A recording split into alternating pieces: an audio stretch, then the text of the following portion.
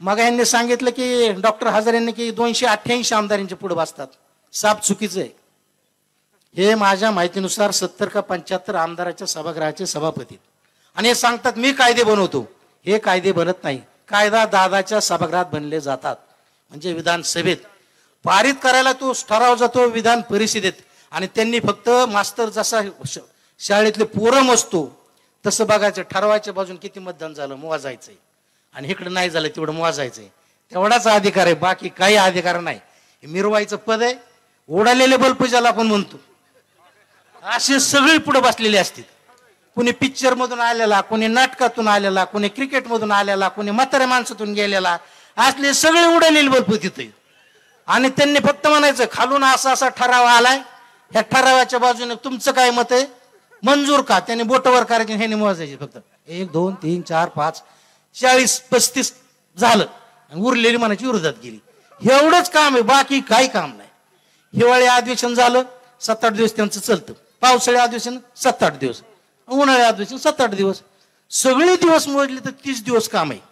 किती 365 दिवसातलं किती दिवस काम आहे 30 दिवस.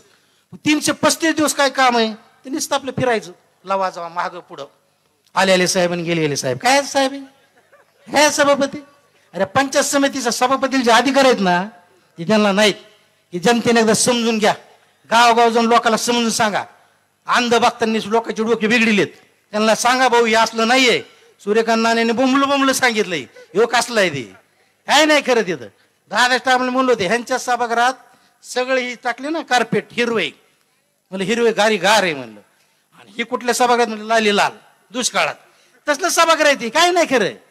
ही बकवासगिरी खालच्या नावाचा धंदा आहे. प्रत्येक मंत्र्याकडे जायचं म्हणायचं माझ्या मतदारसंघात निधी देणार. निवडून जर तुम्ही आला असता मिनिस्टर झाला असता तुम्ही लोकांना निधी वाटला असता ना. आज दारोदार काय परिस्थिती. जसे आमदार लोकांना प्रत्येक मंत्र्याकडे जाऊन विनंती करावं लागतं तीच परिस्थिती आहे. मंत्रालयात तुम्ही कधी गेले की नाही मला माहित नाही. सचिव बसलेला असतो डेप्युटी कलेक्टरच्या दर्जाचा 10 बाय 10 सुद्धा कॅबिन नसते. आमदार लोकांना दादांना सुद्धा उभं राहावं लागतं. फक्त हिरवा बिल्ला जर दिसला ना तर ते सचिव म्हणतो साहेब बसा बसा बसा. तांबड्या बिल्लावाल्याला कोणी विचारित नाही. तिथं छात्याला बिल्ला लिहिलेला असतो हिरवा आणि तांबडा. इतकी वाईट परिस्थिती. म्हणजे आमदाराच्या लेवलपेक्षा सुद्धा खालची तुमची लेवल आहे. व लाल देवा मिरवायचा सायरन वाजवायचे घडी गोळा करायचे काहीतरी फपलायचे. आता परत हे स्वांग पांघरून येणार आहे 2 तारखेपर्यंत.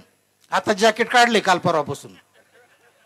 गाडी जागेवर आली माझं लक्ष येईल नाही तर जॅकेट 2-3 गोगलन महागन पुढून कमवून काय हनतीत का मारतात काय करतात. जामकडचे लोक आहेत कर्जचे लोक आहे ना. एवढे कशाची गमंड झाली. एवढं काय आकड आहे तुम्हाला. पण आपण होता काय झालोत काय आनंद मानावा ना. असं नाही बाबाच काहीतरी पुण्य आहे त्यांनी झालो म्हणावा. मी झालो म्हणलो तुम्ही झालं नाही. रोहिदादान केले तर मला दोनदा हे पडले तिथं जाऊन रडले. उगं बोलता बोलता आजी दादा म्हणलं रोहित दादाला माझ्यामुळे आले तर निवडून. आचल ते पुतणी ते बघतील काय करायचं आपल्याला काय घेणं. जेच रडत बसले मग असे मग आपण फडवणीचे पाय सोडिनात म्हणजे देतो बा तुला आमदारकी. मग साधलं 1-1.5 वर्ष कसं तरी सत्तेत. आता परत दादाने दुसऱ्यांदा चित्ती मुंड केलं. मंगेश दादा डॉम आहेत चित्त मुंड्या तालमीतला यांनी केलं ना त्यांना. आज शेवटी किती रन निघले आणि किती नाही निघले जिंकली ना मॅच. मग परत रडत बसली ती. मग म्हणले आता काय करता काहीतरी पुनर्वसन करा. सभापती केलं. आणि सभापती कसले मी तुम्हाला सांगितलं. सांगण्याचा हेतू माझा तुम्हाला हा होता. मी माझ्या मूळ मुद्द्यावर येतो की आगामी 2 तारखेपर्यंत यांच्या गप्पाला वाव देऊ नका. यांच्या गप्पा ऐकू नका. यांचं कोणी सांगायला त्याचं ऐकू नका. आला त्याचा दामटून पाठवा. आणि आपलं एकच काम आहे की त्या स्टेजवर बसलेले उमेदवार नसून या स्टेजवर बसलेले सगळे उमेदवार आहेत. पुढे बसलेले सगळे उमेदवार आहेत. या माता भगिनी सगळे उमेदवार आहेत. इकडे बसले तरुण वर्ग उमेदवार आहे. असं समजून सगळ्यांनी एकजुटीनं त्याला वज्र मुठ म्हणतो आपण ती करायची. आणि उद्याच्या 2 तारखेला मी उमेदवार समजून वार्डात गल्लीत चौकात चाटीला टपरीव जिथं संधी मिळेल तिथं आपलं काम सांगा. तिथं दादाच काम सांगा. शरद पवार साहेबांची भूमिका सांगा. आपले उमेदवार कसे चांगले ते सांगा. ह्यांचं कशा पद्धतीने काळा बाजार आहे ते सांगा.